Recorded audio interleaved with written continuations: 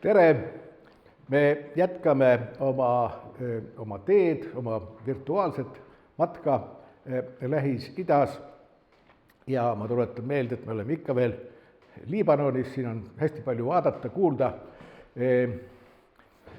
Ja eelnevatel kordadel me vaatlesime suhteliselt põhjalikult läbi kristluse erinevad kirikud Liibanonis ja vaatlesime ka sunniite, neid traditsioonilisi moslemeid.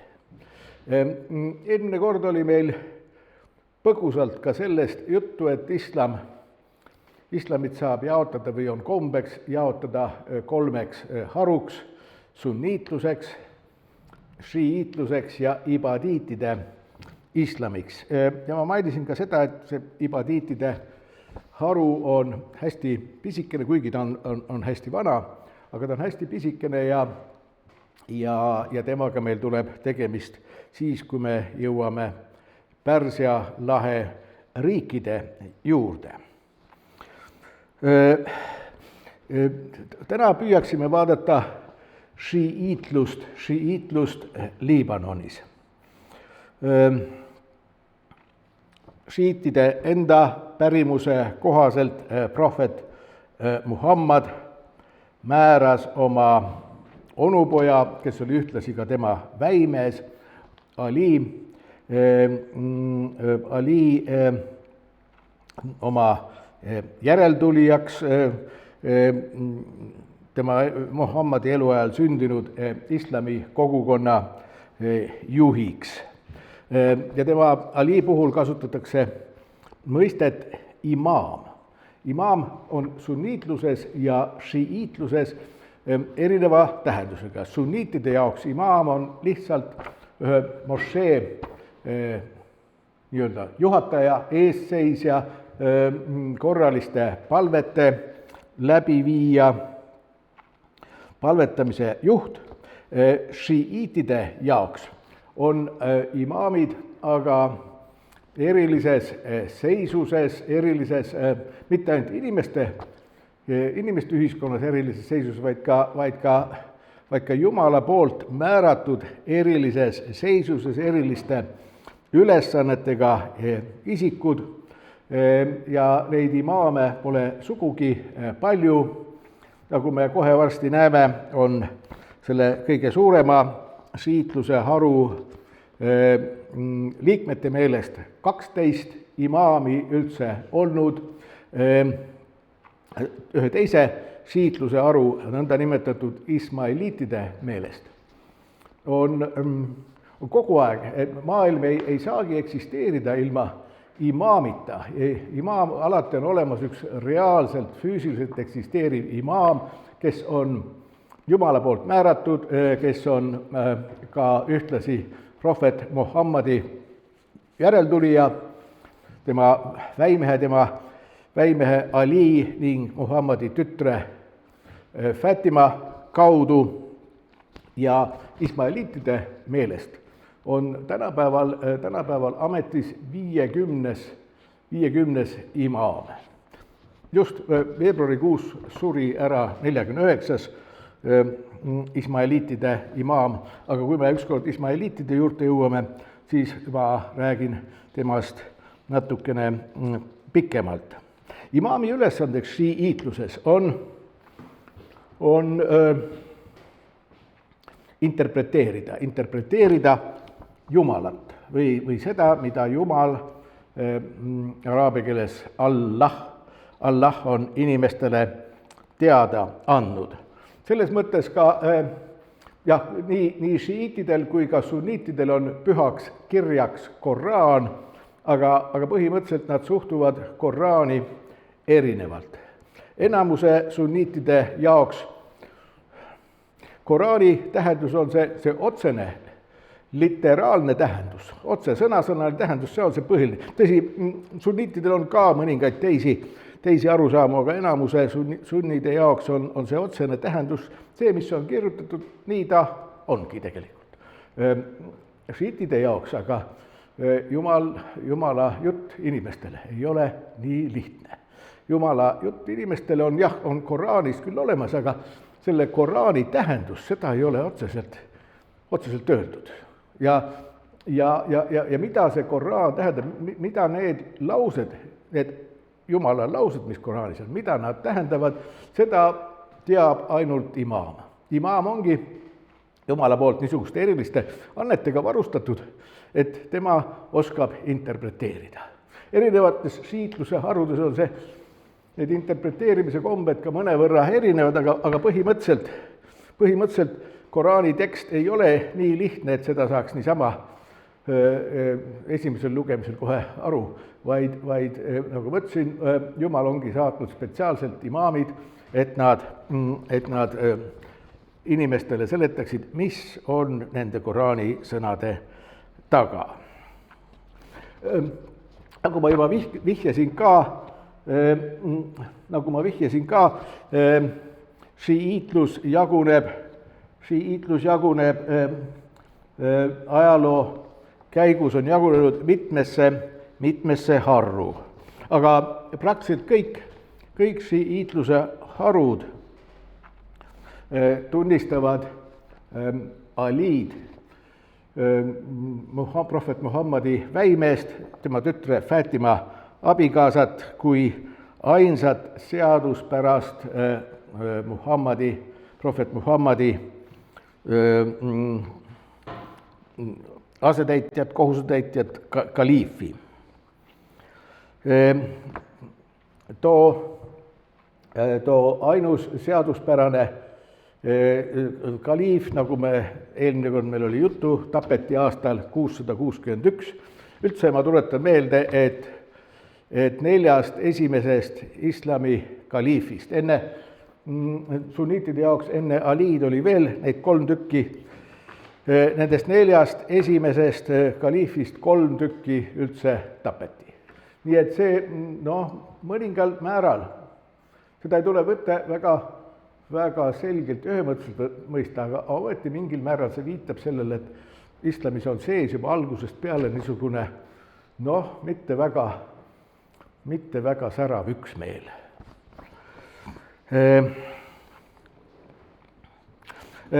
Šiitide pärimustes, erinevate šiitide pärimustes muidugi on imaam Aliga seotud suurel hulgal mitmesuguseid legende, on nii nagu sunniitidel on olemas prohvet Muhammadiga seotud juhtumuste ja tema ütluste kogumikud, nõnda nimetatud hadiitid.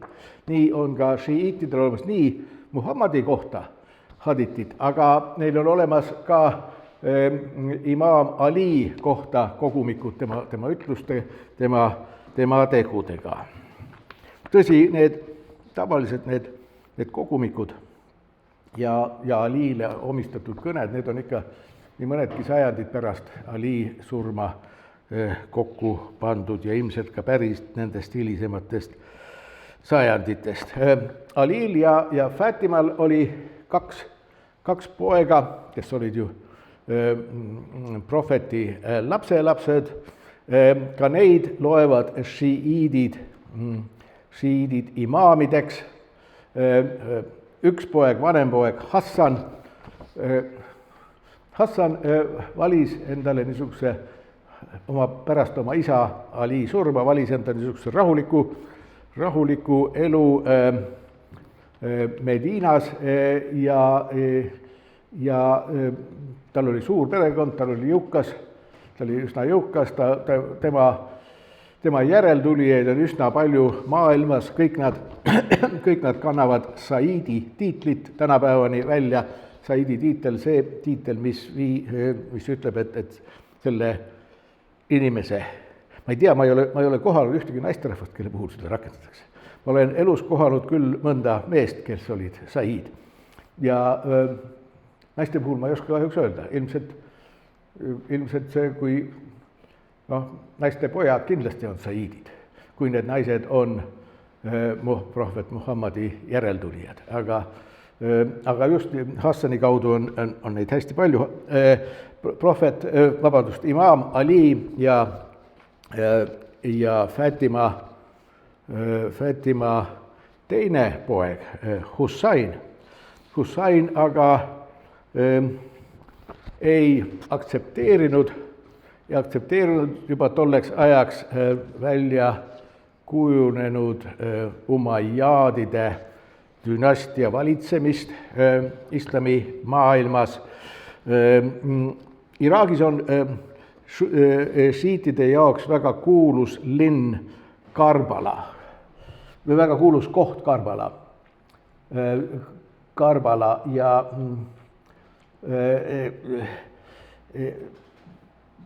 imaam Hussain, sest ta kandis ka imaami tiitlit, kui ta oma peab natuke varem hakkama peale. Kufas, mis on šiitide jaoks ka väga oluline linn tänapäeva Iraagis, kusagil umbes 680. aasta paiku oli suur hulk imaam Ali pooldajaid, nad saatsid kutse Ali pojale Hussainile, et ta tuleks sinna ja võtaks usklike, see tähendab moslemite juhtimise enda kätte.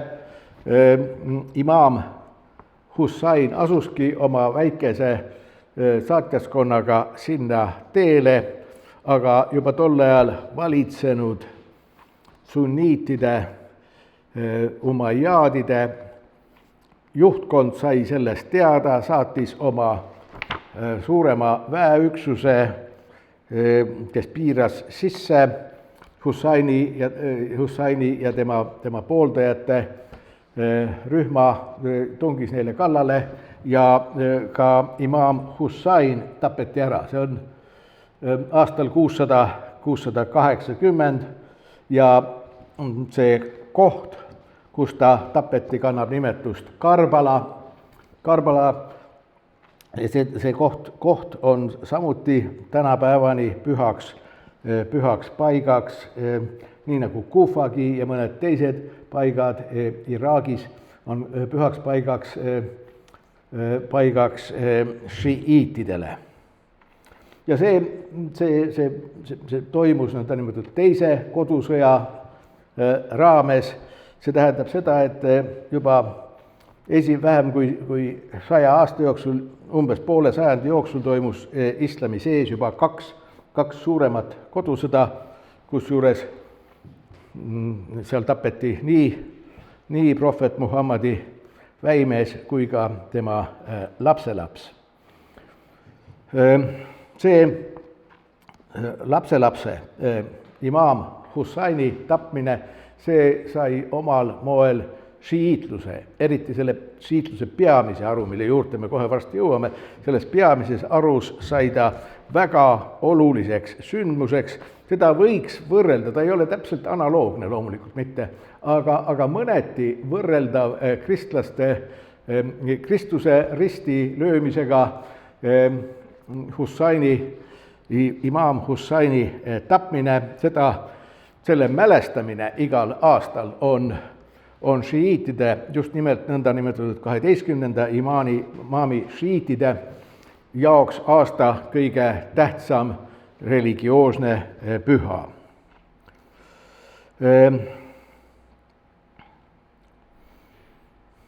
Nüüd, nagu ma ütlesin, Hussaini kaaskond tapeti ära, tõsi, mitte päriselt, mitte kõik, seal jäid naised ja mõned imikud jäeti alles ja imaam Hussaini poeg, väike imikust poeg nimega ka Ali jäi ellu ja teda on šiiitluses hakatudki pidama neljandaks imaamiks.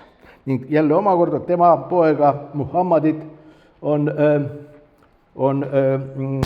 peetakse viiendaks imaamiks ja nõnda Alist alates teavadki šiidid, just nimelt nõndanimetatud 12.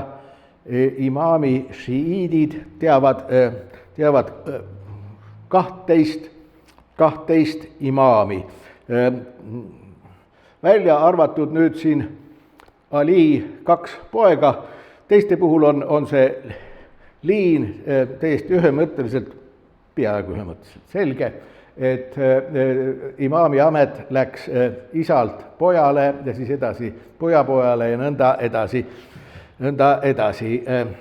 Ma ütlesin, et välja arvatud need esimesed, sellepärast et kõigepealt sai Ali vanem poeg Hassan sai teiseks imaamiks ja siis sai ta noorem poeg Hussain sai kolmandaks imaamiks ja siis hakkas minema isalt pojale.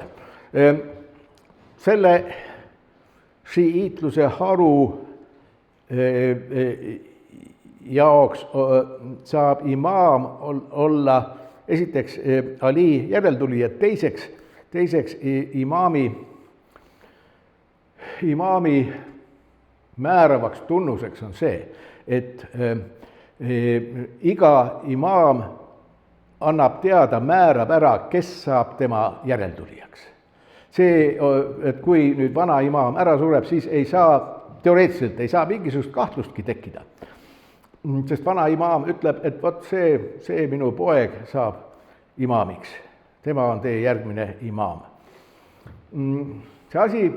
See arusaam loomulikult ta ei tekkinud üleöö, võiks öelda, et 12. imaami šiiitluse arusaamad tegelikult kristalliseerusid terve selle protsessi käigus. Esimeste imaamide puhul ei olnud need asjad sugugi veel täpselt ära defineeritud, need asjad ei olnud päris selged, nii et vähemalt kaks korda tekkis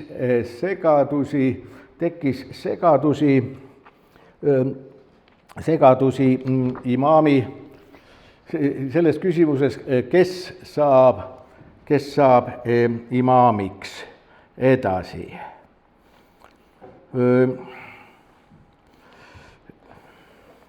Viiendal imaamil, sellel Muhammadil, need 4. imaam, 5. imaam, nad olid niisugused rahu armastavad imaamid, nad kuigi nende pooldajad oleks meelsasti näinud, et nad võtavad ka välja mõõgad, kaitsevad tõeliste usklike õigusi ja kehtestavad imaamide võimu, olid nad ometi, hoidusid nad niisugustest revolutsioonilistest sammudest ega astunud välja, aga sellel 5. imaamil, kelle nimi oli Muhammad ka, tal oli poolvend Zaid, siin selle tabeli peal ei ole seda näha, ma vaatan võib-olla mõne teise tabeli peal, siin ka ei ole. Selle tabeli peal on võib-olla, ma leidsin terve hulga tabeleid 12 imaami kohta internetist, mõned neist on halvad, aga mõned on väga halvad. Tähendab segased ja ei too kõiki asju ära, aga nii, tollel 5. imaamil eesnimega Muhammad oli poolvend Zaid, kellel olid teistsugused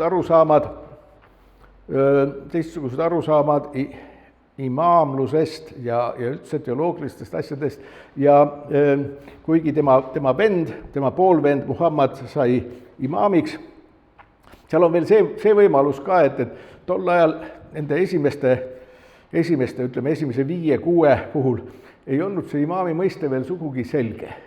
Ja nagu ma ütlesin, ta ei olnud välja kristalliseerunud ja Ali pooldajatel, Ali erakonnal, šiiitidel, olid endal segased arusaamad, ühed arvasid ühtemoodi, teised teistmoodi, igatahes see Zaid oli meelsasti valmis asuma nende šiiitide etteotsa, kes tõmbasid mõõgad selleks välja, et võidelda õige islami võidukäigu eest. See oli Zaid hakkas juhtima sunniitide vastast ülestõusu või nagu tol ajal täpsemalt oli võimul Umayyadide dünastia, ta asus selle dünastia vastu võitlema.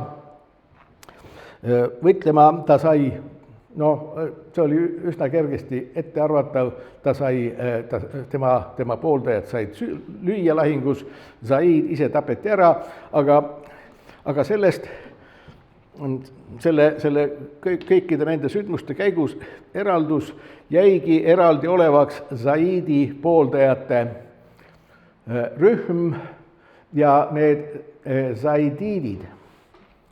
Zaididid eksisteerivad täna, see on üks šiiitluse haru, Zaididid eksisteerivad, nad on ajaloo möllus alles jäänud ja tänapäeval nad elavad põhiliselt Jeemenis.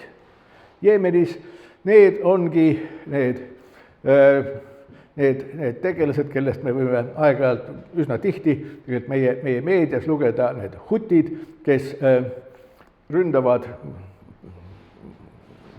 rahulikke kaupmehi, kes sõidavad mööda Punast merd oma kaubalaevadega ja kes ründavad ka Iisraeli ning keda siis Iisrael ning USA omakorda ründab ja karistab. Need hutid ongi tegelikult teoloogilises mõttes zaididid.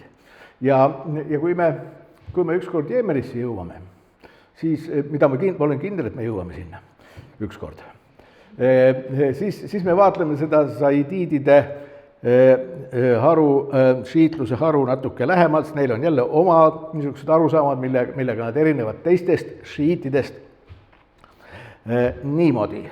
Aga see ei olnud ainus hargnemine. See ei olnud ainus hargnemine. Kuues imaam Jafar as-Sadiq on eraldi mainimisväärne. Mainimisväärne nii oma poegade pärast, kes temale järgnesid, või vähemalt pidid järgnema, kui ka omaenda saavutuste pärast. See as-Sadiq, see on tema niisugune hüüdnimi. Ja kes on heebrea keelt õppinud, see võib-olla mäletab niisugust heebreakeelset sõna nagu tzedeka ja tsadigid. Tsadigid on Vanatestamendi maailmast, tsadigid ja Vanatestamendi maailmas ja ka hilisemas judaismis on õiglased, eriti õiglased religiooni tegelased, tsadigid. Ja see araabiakeelne sõna sadiq, see on enam-vähem sama tähendane, õiglane, tõepärane, aus, tõeline.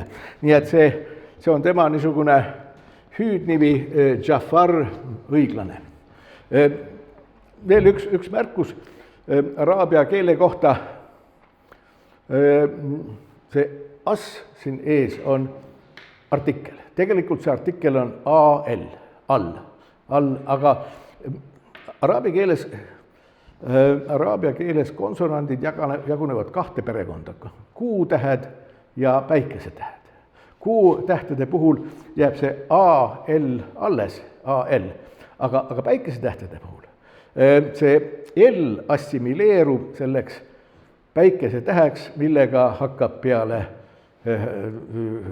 nimisõna või omadussõna, see, mille juurde see artikkel AL ja nüüd ongi ladina tähestikus on kaks erinevat traditsiooni, üks traditsioon on niimoodi, et üks traditsioon oleks siin kirjutanud al-Sadiq, aga tark inimene oleks hääldanud as-Sadiq, selle L-i. Ja teine traditsioon kirjutab nii, nagu hääldataksegi, as-Sadiq. Nii et tegelikult vist niimoodi akadeemilisem traditsioon on rohkem.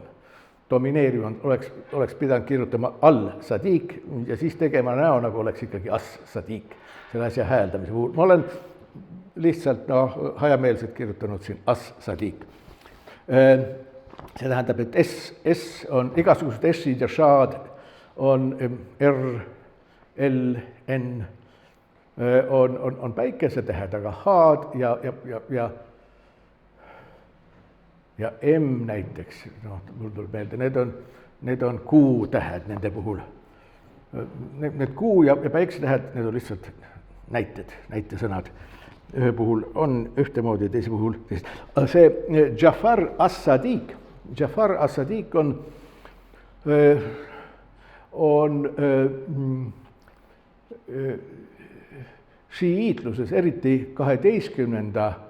imaami šiiitluses on ta väga tähtis teoloog ja jurist.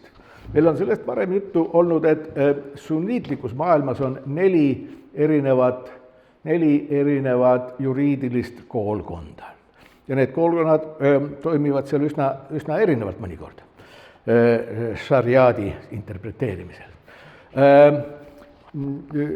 Šiiitlusest, 12. imaami šiiitluses või mida lühidalt öeldakse imamiitide juures, on olemas eraldi veel viies, seda loetakse islami 5. juriidiliseks koolkonnaks ja see ongi see Jafari koolkond. Šiiidid väidavad, et kogu nende juriidiline mõtlemine toetub sellele 6. imaamile, Jafarile. Ja üldse teda, ütleme, teoloogilises kirjandus Jafarit tsiteeritakse üsna tihti kui ühte autoriteetsemat šiitlikku mõtlejat. Niimoodi. Aga tema Jafari surma järel tekkisid segadused. Siin Jafar on siin. Jafaril oli vanem poeg Ismael, kelle kohta Jafar ütles, et tema on minu järeltulija, tema on järgmine imaam. Aga Ismaeliga juhtus niisugune asi, et ta suri ära enne oma isa. Ja järgmine poeg oli Muusa. No see on Mooses, eks ole. Mooses araabia keeles Muusa. Ja kuidas see asi nüüd edasi läheb siis? See tekitas suuri segadusi. Suur osa šiite ütles, et ei, et Ismael suri ära, ta ei saanud olla meil imaamiks. Ta ei saanud olla, järelikult peab olema ikkagi Muusa, kuigi isa oli eelmine imaam, Jafar oli ekslikult öelnud oma vanema poja kohta, et ta on imaam. Ja enamus šiite aktsepteeris seda arusaama ja siit läheb see imaamide liin edasi. Aga osa šiit ütles, et ei, meie imaam ei saanud eksida, Jafar ei saanud eksida. Kui ta ütles, et tema vanem poeg Ismael on imaam, siis nii peab olema, sest see on kujuteldamatu, et imaam võiks eksida üldse. See tähendab seda, et Ismael on, ja teda ei ole siin, ta on siit lahkunud, aga tema on meie imaam. Ja ka siis oli loomulikult tükk aega oli erinevaid arusaami ka Ismaeliga seoses, aga aja jooksul jällegi kristalliseerus välja üks niisugune domineeriv arusaam, et Ismael oli imaam ja tema poeg, keda siin skeemi peal enam ei ole, sest see skeem huvitatud just sellest liinist siin. Ismaeli poeg ja edasi pojapoeg ja nõnda edasi läheb see imaamide rida. Neid šiite, kes niimoodi on arvanud, neid nimetatakse ismaeliitideks. Ismaeliitideks on šiitlikus maailmas kõige suurem ja domineerivam on see 12. imaami šiidid. Aga järgmine suuruselt ja väljapaistuselt on just see ismaeliitide liin, kes on pidanud oma imaamideks kõiki, mitte kõiki, aga siin omaette liini pidi Ismaeli ja tema poega ja pojapoega, etc. Ja see ongi see, keda ma ütlesin, et neil on tänapäeval olemas oma imaam, kes kannab tiitlit Aga Khan 5 ja kes on 50 selles reas siin. Aga nendest tuleb meil juttu siis, kui me jõuame Süüriasse, sest Süürias on neid ismaeliite rohkesti, Liibanonis on vist, optimistlikult öeldes võib-olla 100 ismaeliiti ja seetõttu Liibanoni kontekstis ei ole mõtet sellest reast eriti rääkida. Aga läheme nüüd edasi selle 12. imaami šiitidega või nagu lühendatult nimetatakse imamiitidega. See läks siit edasi alates Muusast, kuni Muusani olid need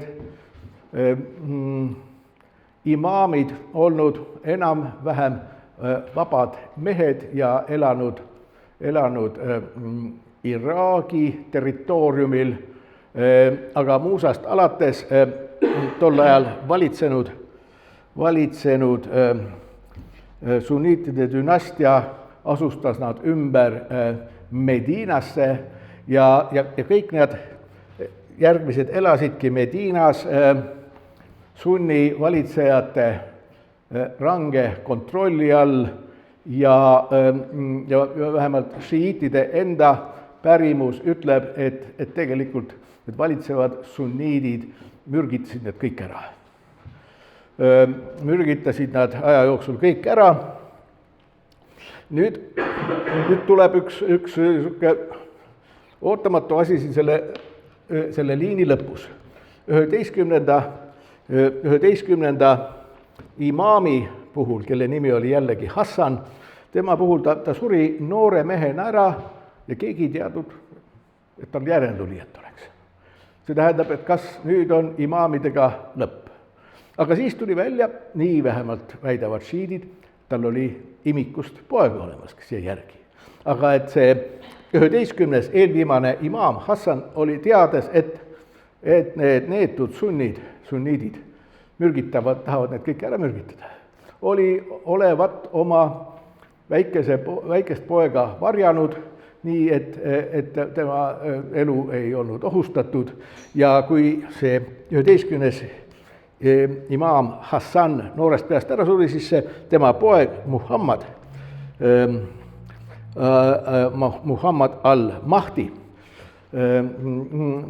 peideti ära, varjus, läks peitu ja nüüd šiiitlus, 12. imaami šiiitlus väidab, et see 12. imaam elab tänase päevani. Ta on varjatud imaam, jällegi nii nagu ismaeliitidel, nii ka imamiidid ütlevad, et maailm ei saagi eksisteerida ilma imaamita. Imaam peab olemas olema, sest kui imaami enam ei ole, siis maailm lakkab eksisteerimas. See tähendab, et järelikult siit saab järeldada, 12. imaam elab kusagil. Ja tõsi, imamiidid ei ole ühel nõul selles, mil moel ta eksisteerib. Võib kohata aru saama sellist, et ta on kuskil Iraani mägedes peidus koopas elab siiamaani. Ta on sisuliselt surematu, sest ta on spetsiaalse jumala ülesande täitja. Ja see surematus ei ole ju mingi probleem siis. On teine arusaam, et ta ei eksisteeri mitte selles meie füüsilises maailmas, vaid ta on niisuguses transcendentses maailmas, sealpoolses maailmas, aga ta on reaalselt olemas. Igatahes ükskõik, kus ta eksisteerib, kas koopas või transcendentses maailmas, aga 12. imaami šiiidid ootavad tema tagasitulekut. See on aegade lõpul, see on, kristluses on samuti aegade lõpu arusaam, oodatakse Kristuse tagasitulekut. Judaismis on samuti sarnased eskatoloogilised ootused ja nagu me juba tükk aega tagasi varasemates loengutes oleme käsitlenud, vahepeal oli enamusel või väga paljudel judaistidel tunne, et ta ongi tagasi tulnud. nii ka šiiidid ootavad Muhammadi tagasitulekut ja seetõttu tema niisuguseks teiseks nimeks ongi al-Mahdi. Mahdi on islamis. Mahdi on islamis just nimelt tolle eskatoloogilise tegelase nimi. Eskatoloogiline tegelane tuleb siia maailma aegade lõpul.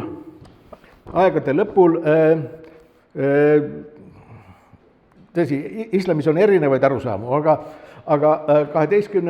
imaami šiiitluses on arusaam, et kui enamus neid eelnevaid imaame olid rahumeelsed imaamid, siis see 12. imaam, kui ta tagasi tuleb mõõgaga, tal on mõõg käes, ta kehtestab sõjaliselt, või tähendab jõuga, kehtestab õiglase korra ja maailm saab siis hoopis teistsuguseks. Sunniitluses on ka arusaam, et aegade lõpuks tuleb tagasi Mahdi. Mahdi peaks tähendama araabia keeles, et see on see, keda juhitakse, keda Jumal juhib tema tegevust. See ongi see Jumala poolt, sulgudes panna, Jumala poolt juhitu on Mahdi. 19. sajandil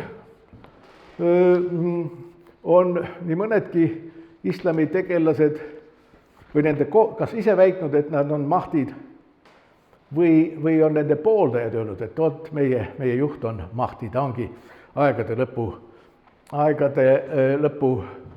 lõpu võitleja, kes kehtestab Jumala riigi siin maa peal. Meil oli siin varem on juttu olnud seoses püha maaga, oli Ahmadija moslemitest liikumine tekkis Indias 19. sajandil, kus arvati, et nende juht on Mahdi ja kes ise ka arvas seda enda kohta. Kui me kunagi peaksime jõudma Sudaani juurde, ma väga loodan, et me jõuame Sudaani ka, sest Sudaanis oli 19. sajandi teisel poolel oli väga suur ülestõus, väga suur moslemite ülestõus, nii seal valitsenud brittide vastu, aga eelkõige seal valitsenud egiptlaste vastu. Ja selle ülestõusu juht oli ka tiitliga Mahdi. Vähemalt tema pooldajad arvasid, et ta on nii võimas ja edukas sõjas, et ta peab olema Jumala poolt saadetud õigesti juhitu. Nii, aga ma ütlesin, jah, see Mahdi on too sama 12. imaam ja šiiitidel on see nagu eriti tugev usk maailma, tugev eskatoloogiline arusaam maailma lõpust. Nüüd šiiitluses, eriti 12. imaami šiiitluses on nii mõned olulised teoloogilised eripärad, mis neid eristavad sunniitidest. Nende vagadus on muidugi mõnevõrra teistsugune, mitte nüüd kohutavalt palju teistsugune, aga siiski natukene teistsugune kui sunniitide vagadus, aga ka nende teoloogilised arusaamad on natuke teistsugused. Ühte juba ma mainisin, et imaam on niisugune Jumala poolt inspireeritud juht, prohveti järglane ja praktiliselt peaaegu kõikjal šiiitluses 12 puhul, aga ka ismailiitide puhul, saidiitide puhul natuke teisiti, on kõik imaamid prohveti järeltulijad, ta on Jumala poolt määratud. Üks oluline moment, mis eristab šiiitliku maailma sunniitide maailmast, on see, et šiitide jaoks inimesel on vaba tahe olemas. Inimesel on võimalus valida õige tee, valida vale tee. Ise vabast tahtest ta otsustab. Sunniitide puhul üldiselt domineerib predestinatsiooni õpetus. Jumal määrab ära, kas inimene läheb seda teed pidi või seda teed pidi. See on see predestinatsiooni vaba tahte küsimus. See on kõikide kõikide abrahamlike usundite probleem tegelikult. See ei ole lihtsalt sellepärast probleem või see ei ole nii lihtne, et inimene on väikseks tehtud mõnedes harudes, kus on predestinatsioon aga see on pigem on see predestinatsiooni küsimus ei ole mitte esmalt, ei ole abrahamlikes usundustes mitte antropoloogia küsimus, mitte inimese küsimus, kas tal on sees vaba tahe või mitte, vaid see on Jumala küsimus, kas Jumal on kõikvõimas või mitte. Kui lihtsustades öeldes, seletada seda asja, et kui Jumal on kõikvõimas, siis kas inimesel saab olla vabad tahet? Kui me ütleme, et Jumal on kõikvõimas, rõhutades seda kõik, ja samal ajal ütleme, et inimesel on ka vaba tahe olemas, siis Jumal tahaks, et ma täna siin peaksin loengut. Aga mina vabast tahtest otsustasin, et ma ei tule siia täna, eks ole. See tähendab seda, et ma võin Jumala tahte otsused tühjaks teha. See on niisugune hästi lihtsustatud seletusega, põhimõtteliselt on see küsimus, et ühesõnaga, et need, kes kristluses, judaismi kohta ma ei tea, ma ei ole seda teemat judaismis eriti sellega kokku puutunud, aga islamis küll, islamis ja kristluses need, kes esitavad predestinatsiooni õpetust, see tähendab, et Jumal otsustab asjad ära. Nende jaoks on tavaliselt see Jumala kõigeväelisus on kohutavalt oluline mõiste ja determineeriv, määrav mõiste. Jumal tahtis teha esimese Eesti Vabariigi, eks ole, andis kõik võimalused ja saatis relv ja vabadussõjale. Aga naaberriik tegi Jumala plaani tühjaks, eks ole. Jumal ei olnud ikkagi kõige väelisem, Stalin oli võimsam. Vähemalt ühes asjas, eks ole. Seal saab, ma püüan seda asja lihtsustatud tuua, seal on üsna komplitseeritud diskussioonid, aga põhimõtteliselt umbes selles suunas on.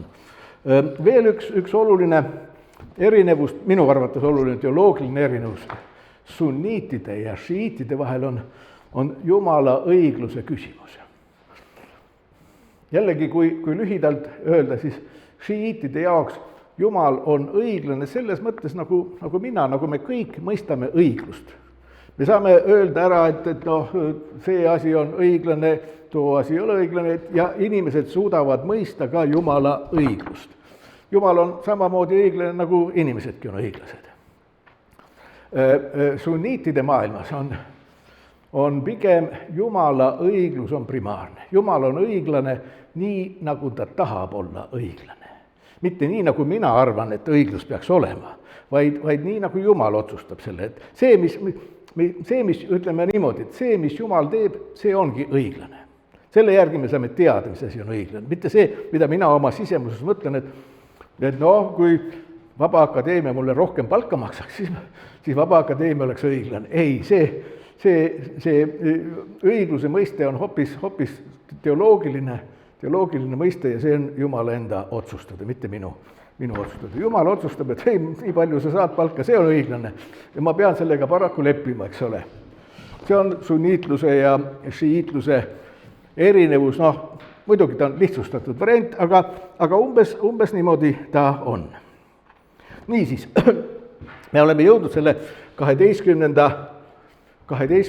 imaami šiiitluse juurde või nagu nimetatakse neid ka imamiitideks. Neid on kõige rohkem, neid on kogu šiiitlikust maailmast. Kui palju üldse šiite maailmas on, need hinnangud on erinevad, aga need on kuskil, ma olen kohanud 160 miljonist kuni 200 miljonini on šiite. Ja suur osa neist ongi, aga mitte kõik, aga suur osa ongi 12. imaami šiiidid. Need on, kus need on? Need on, 12. imaami šiiitlus on valitsevaks religiooniks Iraanis loomulikult. Ta on domineerivaks religiooniks Aserbaidžaanis. Ta on enam kui pool elanikkonnast on šiiidid Iraagis. Üsna palju šiiite, 12. imaami šiiite on Liibanonis, nende juurde me kohe varsti jõuame, aga neid on ka veel umbes paarkümmend miljonit on Indias neid šiite ja umbes paarkümmend on Pakistanis. Ja neid on ka mujal veel 12. Süürias on neid hästi vähe, Süüria puhul me praktiliselt ei hakka neid vaatlemegi, aga Liibanonis on neid ja Liibanonis on kuskil 1,5–1,6 miljonit šiiti, 12. imaami šiiti. Nad on tegelikult tänapäeval kõige suurem religioosne rühm üldse Liibanonis. Ma veel mainiksin või tooksin ära need teised šiitluse harud. Ma juba mainisin zaidiide, kes on Jeemenis. See on, ühe pildi ma unustasin ära näidata, see on Jafar as-Sadiqi haud, hauaehitis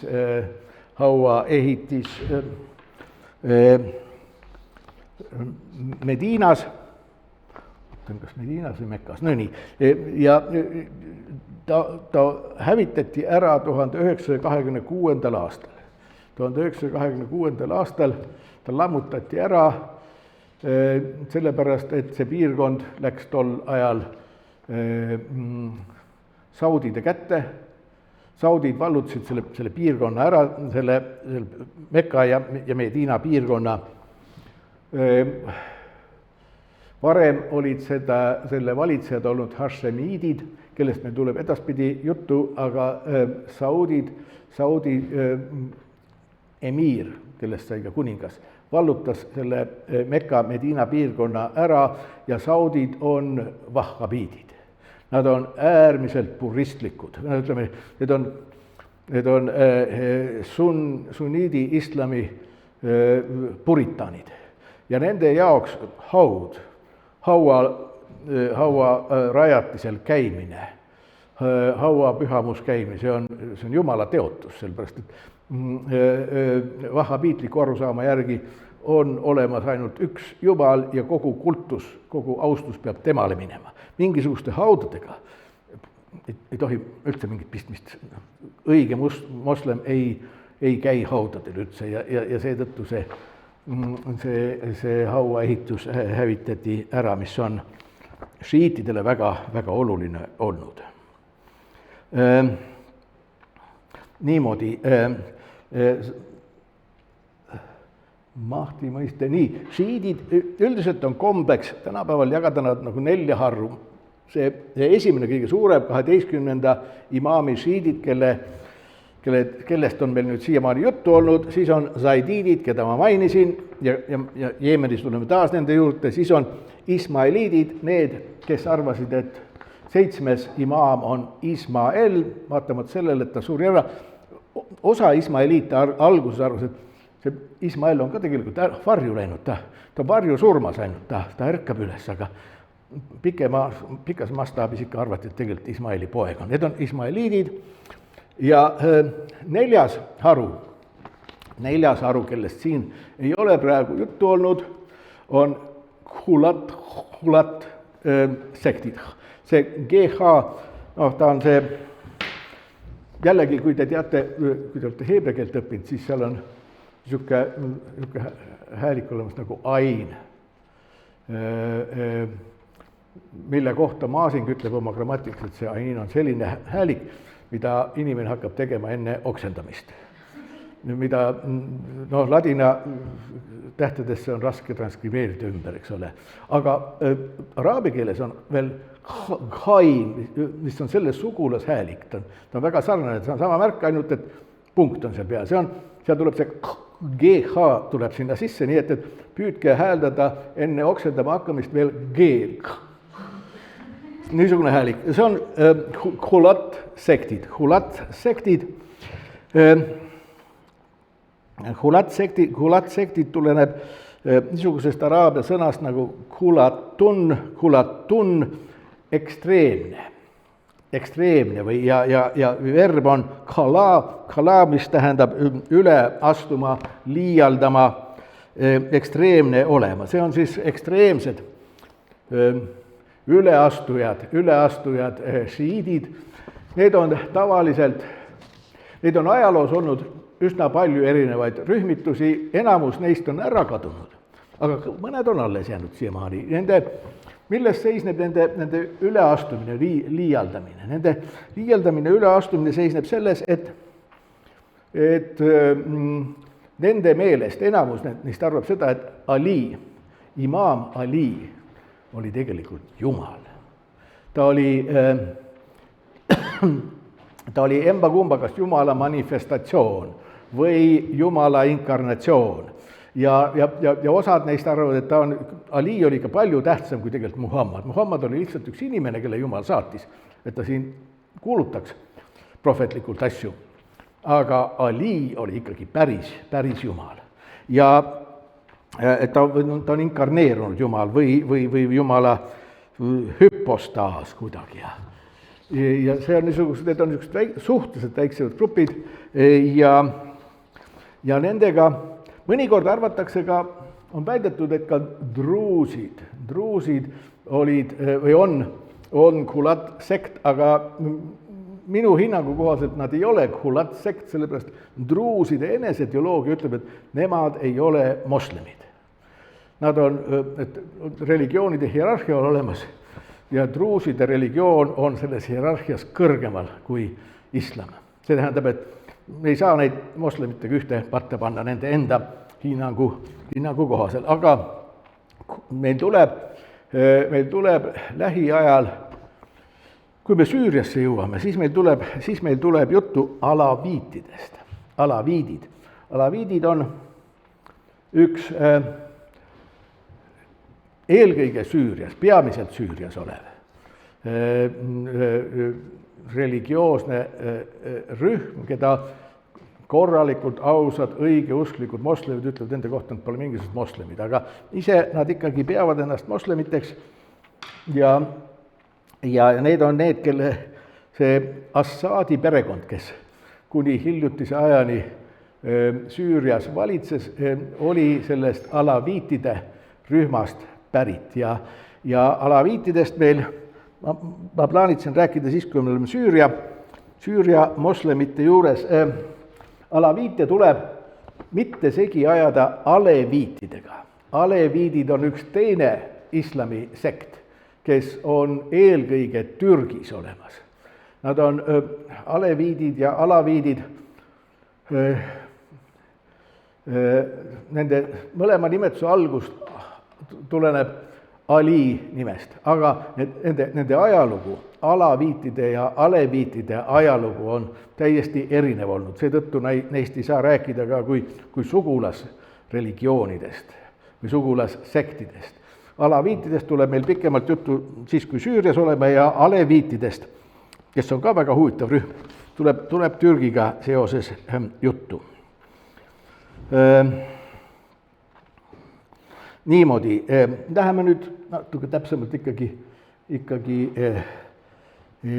Liibanoni šiitide juurde. Siin ma leidsin ühe tabeli, kus on šiitide hulk Liibanoni aladel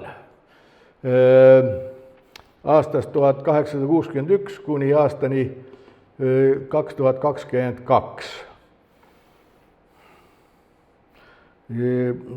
Tõsi, viimane ametlik rahvaloendus oli 1932, nii et need hilisemad arvud siin on tegelikult hinnangulised. No, nad ei ole ja nii usaldusväärsed, aga teisi meil ka ei ole, lihtsalt tuleb nendega leppida. Ja küllap nad mingit tendentsi näitavad ja siin on see protsent üldse Liibanoni elanikkonnast, nii et siin te võite näha, et 61. aastal oli šiiitide protsent 11%, 2022 oli 31%. See tähendab, et isegi kui need protsendid ei ole täpsed seal, siis ikkagi ta viitab sellele, et šiitide osakaal on mis siis umbes 150 aasta jooksul või natuke rohkem ligikaudu kolmekordistunud nende osakaal. Ja see on suuresti ikkagi loomuliku iibe kaudu. Nende iive on ka tunduvalt suurem kui sunniitidel näiteks. Tõsi, selle šiitide statistikaga, nii Liibanoni puhul kui ka mujal on see probleem, et kui tuuakse ära šiitide statistika, siis mina vähemalt ei loe üsna tihti, mõnikord saab, aga mõnikord tihti ei tooda ära, ei öelda, missuguste šiitidega on tegemist. Ja ka selle tabeli juures ma pean tunnistama, et ma ei tea, kas siin on šiitide all mõeldud 12. imaami šiite, Iraanis domineerivaid, või on sinna juurde arvestatud ka teised šiidid, sellepärast et tegelikult, kuigi ma ei kavatse neid siin Liibanoni kontekstis käsitleda, on neid ikkagi Liibanonis olemas ka alaviite teatud hulgal. Mõningate andmete järgi on neid kuni umbes kuskil 100 000 alaviiti. 100 000 alaviiti Tripoli linnas, terve linna jagu on seal alaviitide käes ja veel päris Põhja-Liibanonis on üks 7-8 küla, mis on alaviitide külad. Ja selle religioosse maastiku juurde kuulub ka see teadmine, et viimase 50 aasta jooksul on seal Tripolis just nimelt aeg-ajalt olnud üsna verised konfliktid.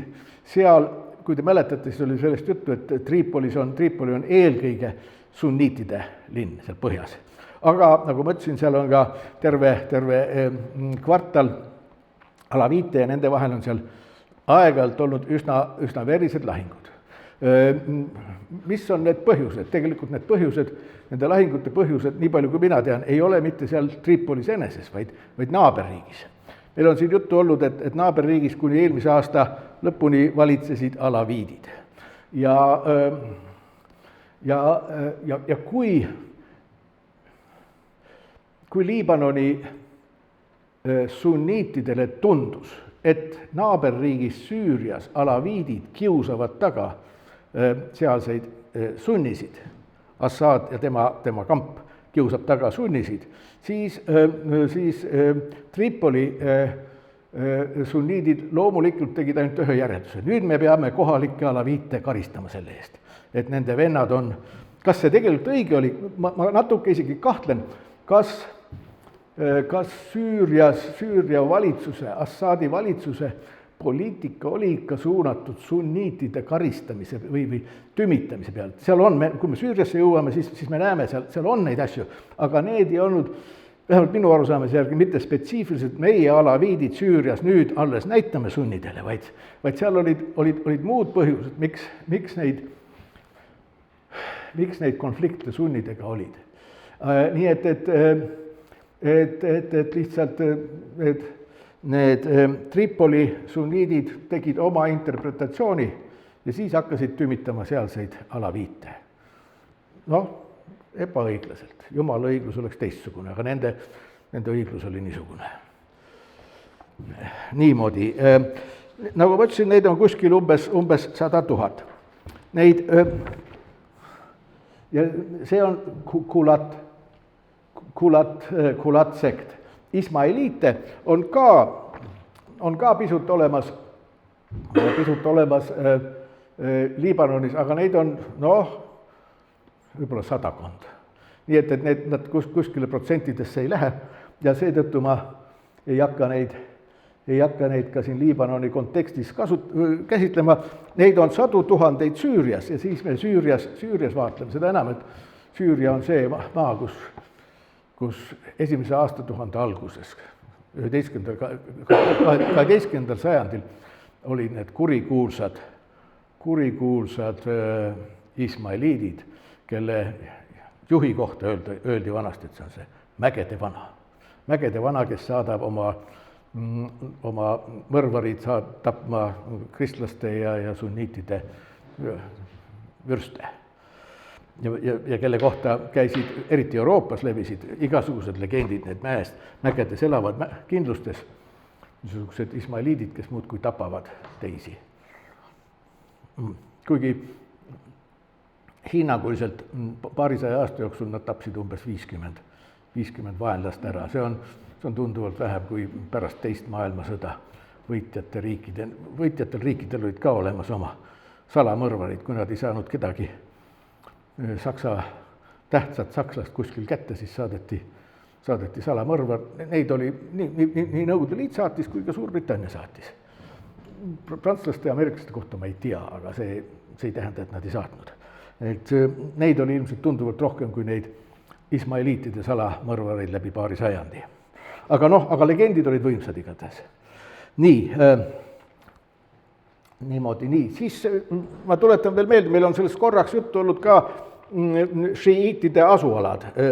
Šiiitide põhiline asuala on see Jabal Amil, see mägine ala, see on kaua aega olnud šiiitide asuala põhjal. Ja teine piirkond, nagu te siin näete, see rohelise värviga, see on see Bekaa org, 2 mäeaheliku, Liibanoni ja Anti-Liibanoni vahel. Aga neid on ka 3. piirkond, mida siin kaardi peal eriti ei kajastu, see on Liibanon, Beirut. Beiruti lõunaosa on suuresti, seal elab sadu tuhandeid šiiite. Need on sinna ümber asunud viimase 50 aasta jooksul ja eelkõige mitte majanduslikel või mitte ainult majanduslikel põhjustel, vaid viimase 50 aasta jooksul umbes on Lõuna-Liibanonis olnud väga palju sõdimist. Seal on Iisrael käinud sõdimas, seal on Palestiina vabastusorganisatsioon PLO käinud sõdimas, seal on kristlikud maroniidid käinud sõdimas ja seetõttu on siit väga palju šiiite emigreerunud, läinud Beirutisse ja just Beiruti lõunaosas on neist kujunenud niisugune eraldi šiiitide piirkond. Niimoodi. Natukene ka ajaloost. Üldiselt arvatakse, et šiiidid olid siin kandis juba olemas 9. sajandil. 9. sajandil. Siis see jaotus ei olnud, 9. sajandil ja järgnevatel sajandil see jaotus ei olnud päris täpselt niisugune nagu selle kaardi peal, sest et ütleme 1000 aastat tagasi oli näiteks siin oli üsna suur šiiitide ala ja Tripol oli ka 1000 aastat tagasi oli šiiitide linn. Aga 10. sajandist alates see Liibanon on olnud teiste islamiharude valitseja. Kõigepealt kuskil 10. sajandi algusest kuni umbes 12. sajandi lõpuni valitsesid Egiptuses Fatimiidid. Fatimiidide dünastia, see oli ismailiitide dünastia. See oli ismailiitide dünastia, sellest tuleme druuside jaoks, see hästi oluline, druusidega seoses tõenäoliselt järgmisel loengul me tuleb Fatimiididest pikemalt juttu, sest sealt kasvas välja druuside liikumine väga iseäralikul moel. Ja siis ka, kui Egiptuses valitsesid Fatimiidide dünastia, siis neil oli väga võimsalt arenenud missionisüsteem. Nad saatsid Süüria aladele, Iraagi aladele, Iraani aladele ja loomulikult ka Liibanoni aladele oma väga andekaid ja efektiivseid missionäre, ismailiitide missionäre. Hiljem, pärast Fatimiide hakkasid sealkandis valitsema sunniitidest valitsejad. Ja võib-olla üks niisuguse olulisemaid on mamelukid. Mamelukid valitsesid ka Egiptuses ja suur osa Süüriast ja Liibanon oli väga tihti mamelukide käes. Mamelukid, nad vajaksid ise pikka seletamist ja jutustamist, sest nad olid kuningad, vaarod ja järeltujad, kes ühtlasi olid orjad samaaegselt, sõjaorjad, kes valitsesid. Aga noh, see selleks, nad olid sunniidid, ja noh, nagu te isegi võite arvata, sunniitidele šiidid ei ole väga armsad. See tähendab seda, et mamelukid võtsid aeg-ajalt ette sõjakäike Liibanoni ja Süüria aladel olevate šiitide vastu ja selle niisuguse survestamise käigus see suur osa šiitidest, nad koondusid sinna, koondusid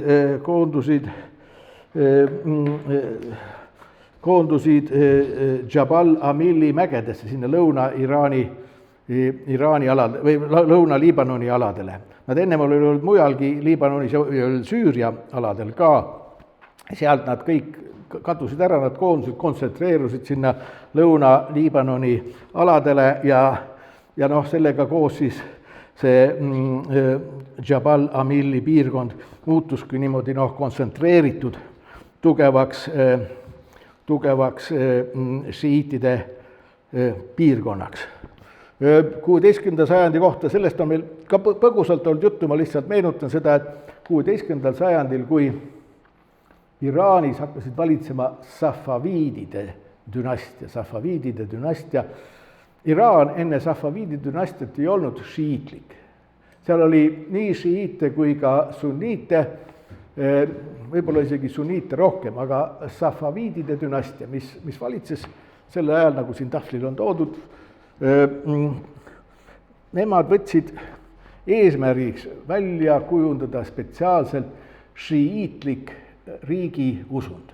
Nii et Iraan muutus šiitlikuks, nagu me tänapäeval teda tunneme, domineerivalt šiitlikuks. Seal on ka tänapäeval sunnisid olemas, aga suhteliselt vähe. Muutus šiitlikuks just nimelt 16. sajandil tänu Safaviidide valitsemisele. Ja kui Safaviidid hakkasid valitsema Iraanis ja otsustasid, et nii, nüüd me muutume šiiitideks, siis neil ei olnud piisavalt haritud, tarku šiitlikke õpetlasi. Šiitluses on väga kaua aega olnud õpetlastel väga oluline roll, haritlastele. Ajatollah Khomeini oli tippharitlane tegelikult Iraanis. Luuletaja ja filosoof, väga haritud mees ja kõik tema järeltulijad ja kaaskondlased ka. Ja minu väikesed kogemused Iraani šiitidega on täpselt samamoodi, et nad on hästi kasvatatud, väga haritud, vähemalt nende eliit on vägagi haritud. Nii et Safaviidid, Iraani valitsejad, importisid sisse Liibanonist šiidiõpetlasi, kes kujundasid Iraani riikliku religiooni, Iraani šiiitluse välja. 1512 sattus Liibanon koos Süüriaga osmanite valitsemise alla. Osmanid jällegi sunniidid. Sunniitidest osmanide valitsus oli üsna erinev sunniitidest mamelukkide valitsuse osas. Mamelukid olid sõdurkuningad, püüdsid mõõga ja ratsaväe abil muuta sealseid šiite sunniitideks. Osmanite jaoks olid kaks olulist asja. Esiteks, et elanikkond tunnistaks sultani ja kaliifi absoluutset ülemvõimu. Ja teiseks, et elanikkond maksaks ära oma maksud. Kui need kaks asja olid korras, siis üldjuhul nad pisiasjadesse, et kes on kristlane, kes on šiiit, kes on juut, kes on kreeklane, armeelane, see ei olnud väga oluline küsimus. Peaasi, et nad tunnistavad sultani absoluutset võimu ja maksavad maksud ära. Ja selles mõttes võiks öelda, et see oli suhteliselt tolerantne. Ma ütlen suhteliselt sellepärast, et et väga palju, kas see Osmanite printsiip kehtis või mitte, kas Osmanite seadused kehtisid või mitte, see sõltus väga suurest ära kohalikust pašast. Tema otsustas, jah, täna kehtivad seadused, aga homme mitte. Homme tapame šiite. Ülehomme jälle kehtivad seadused. Nii et ühesõnaga, et see asi oli niimoodi kõikuv, nii et enamus aega oli šiitidel suhteliselt rahulik, neil oli isegi vahepeal oma valitsus olemas. Nad ise hoolitsesid selle eest, et maksud oleksid makstud, siis polnud Osmani ametlikel nende kanti asja. Aga oli ka perioode, kus nad said väga kõvasti kannatada kohalike pašade käest. Niimoodi, 19. sajandil hakkas sealkandis Süürias, meil oli sellist juttu ka Terra Sancta puhul, Süürias, Liibanonis hakkas arenema haridusasjandus. Kõigepealt tulid missionärid, kõigepealt katoliku missionärid, kes rajasid katoliku koole, siis selle järel tulid protestantlikud missionärid, kes rajasid protestantlikke koole, eelkõige kristlastele. Siis vaatasid Osmani riik vaatas, et me peaks ka koole hakkama tegema, nii nagu eurooplased siin teevad. Hakkasidki tegema koole, need koolid olid mõeldud eelkõige Liibanoni sunniitidele. Vahepeal seal ka truusid said truusid said inglaste käest toetust, brittide käest toetust ja ainsad, kes ei saanud niisugust abi koolide rajamisel olid šiidid. Nii et šiidid hakkasid 19. sajandil muidugi palju aeglasemalt kui teised, aga siiski hakkasid oma jõududega oma koole rajama. Nii et 20. sajandi algupoole hakkas neil aegamööda ka oma haritlaskond tekkima, oma perioodilised väljaanded, kui 19. sajandil teisel poolel lõi eriti Liibanonis, Süürias, lõi õitsele see araabia rahvuslus, mis sai alguse ilmselt araabia kristlaste käest, aga sunnid võtsid selle asja ka kiiresti üle ja see araablaseks olemus oluline, siis šiidid kehitsid õlgu, see asi läks nendest üsna palju mööda, nad ei olnud niisugused entusiastlikud araabia rahvuslased või natsionalistid. Nüüd üsna oluline muudatus oli siis, kui Esimese maailmasõja lõpus, 1920, Liibanon ja Süüria sattusid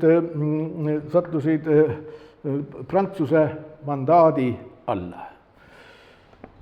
See asi ei olnud mitte niimoodi otse ülekäik, et oli Osmanite riik ja siis tulid prantslased, vaid seal vahepeal oli üks väga lühikene periood. Pärast Osmanite võimu kokkukukkumist ja enne prantslaste saabumist oli aasta või natuke rohkem, oli olemas niisugune asi nagu Süüria-Araabia kuningriik. Süüria-Araabia kuningriik ja selle kuningaks oli Faisal, kes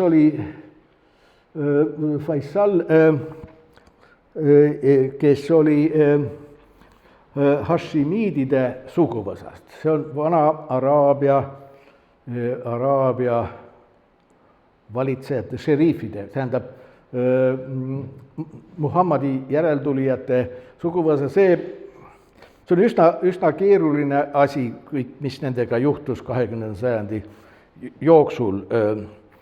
Nendest ma arvan, et kui me jõuame Jordaania juurde, siis võib pikemalt rääkida, sellepärast tänapäeva Jordaania kuningas on ka hašemiid. Ta on viimane kuningriik, aga vahepeal oli ka Iraak oli hašemiidide ja lühikest aega, 1920. aastal lühikest aega vähem vist isegi aasta oli see Faisal, kes oli ka hašemiid, tema oli Süüria kuningas. Britid toetasid teda, brittidel poolt tema vastu midagi, prantslased ütlesid, et ei, meie tuleme mandaati, me tuleme, süürlased ja liibanonlased ei saa ise valitseda, me tuleme nende asemel nende üle valitsema. Tuleb kuningas maha võtta ja kuningas kihutati, see oli üks niisugune Briti ja Prantsuse konflikt ka, sealkandis tuleb veel hiljemgi neid konflikte Brittide ja Prantsuse vahel, aga okei, see selleks. Faisali kohta öeldakse, et ta oli harukordselt liberaalne, et ta kuulutas selles lühikese aja jooksul oma riigis, mis hõlmas tegelikult palju rohkem kui tänapäeva Süüriast, see Liibanon kuulus sinna alla, tükikene lõunapoolsed Türgid ja veel teisigi, ja Palestiina kuulus sinna alla, see Suur-Süüria kuningriigi alla, teoreetiliselt vähemalt, praktiliselt ta võim sinna ei ulatunud. Tema kuulutas kõikide religioonide võrdsust. Kõik on võrdsed, juudid, kristlased, moslemid on kõik võrdsed, aga noh, see jäi sõnadeks, sest tema valitsusaeg oli ka lühikene. Kui prantslased tulid, siis alguses kõik, araablased, sunniidid ja šiidid olid prantslaste vastu, aga šiitidega võiks öelda, et umbes üks suur osa alustas nende vastu relvastatud tegevust, aga teine osa sealtkandi šiite eelkõige, sest šiidid olid eelkõige, nüüd 12. imaami šiidid olid eelkõige just ikkagi Liibanonis, mitte tänapäeva Süüria territooriumil, nemad ütlesid, et jah, me ei toeta prantslasi, aga me teostame siin vägivallatut vastapanu. See tähendab seda, et me teame, vägivallatust vastapanust on üks eminentsemaid esindajaid on Mahatma Gandhi olnud, aga tegelikult Liibanoni šiitluse hulgas see idee oli isegi mõnevõrra varem olemas, see vägivallatuse idee ja selle ütleme suureks esindajaks oli Abdal Hussain Sharaf al-Din, tegelikult peaks ütlema ad-Din, Sharaf ad-Din, see oli, kes ta oli ajatolla. Ajatolla on autiitel, umbes ta antakse õpetlastele. See tähendab, šiitlikus maailmas õpetlane tähendab, ongi sünonüüm tegelikult mõjukas isik, eks ole. Mitte nii, nagu mõnes teises riigis on. On olemas ajatollad ja siis on veel suuremad olemas, on suurajatollad olemas. See on umbes niisugune tiitel, nagu meil on akadeemik. Ajatolla oli, ta oli väga, väga mõjukas ajatolla, ta oli alguses, tema oli üks selle vägivallatu vastupanu esindajaid ja propageerijaid ja alguses oli ta prantslaste vastu, aga hiljem ta leppis prantslastega ära tegelikult. Ta oli mitte ainult poliitik ajatolla, vaid ta oli ka sotsiaalne ja hariduslik reformeerija, ta rajas koole, ka tüdrukutel rajas koole ta 20. aastatel ja Prantsuse mandaadi all oli seda kerge suhteliselt teha, kas prantslased ka toetasid ja ta leppis prantslastega ära ja arvatakse, et üks väga oluline Prantsuse kõrge sõjaväelane, kes oli Lõuna-Liibanoni sõjaväeliseks kuberneriks, oli see, kes mõjutas teda üsna palju, et ta leebus prantslastega suhtlemisel ja tegi nendega koostööd ja selle kõrge Prantsuse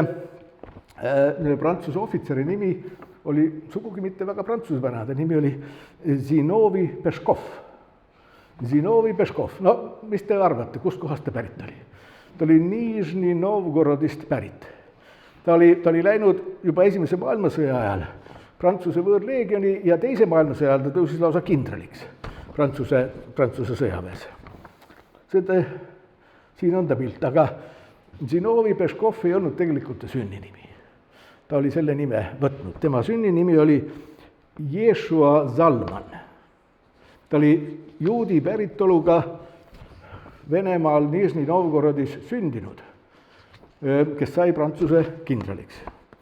Aga see ei ammenda kõiki huvitavaid asju tema kohta. Tal oli ka terve hulk vendasi ja õdesid. Ja tal oli üks noorem vend, on tuntud nime all Jakov Sverdlov, kes on Nõukogude ajal koolis käinud. Teab, et Jakov Sverdlov oli üks Lenini lähimaid kaastöötajaid. Sellest ka Sverdlovski linn oli Nõukogude ajal. See tähendab, see oli andekas perekond. Üks sai Prantsuse kindraliks, teisest sai kommunistlik tegelane Venemaal, Jakov Sverdlov. Aga see ei ole veel kogu lugu tema kohta. Ta nimi, nagu ma ütlesin, kindralina ja ohvitserina oli Zinovi Peškov, kes Vene kultuurilugu teab, et oli Venemaal niisugune tegelane olemas nagu Aleksei Peškov. Tõsi, alias Maksim Gorki. See Zinovi Peškov oli tegelikult Maksim Gorki lapsendatud poeg.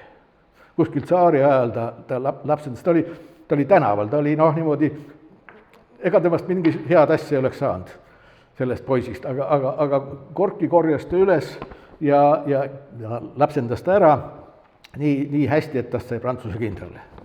Nii, aga nüüd ma kardan, et me vist siin peame ära lõpetama. Päris lõpuni šiitidega ei jõudnud, aga järgmine kord on veel natukene šiitidest rääkida, Hezbollast ja teistest niisugustest tegelastest.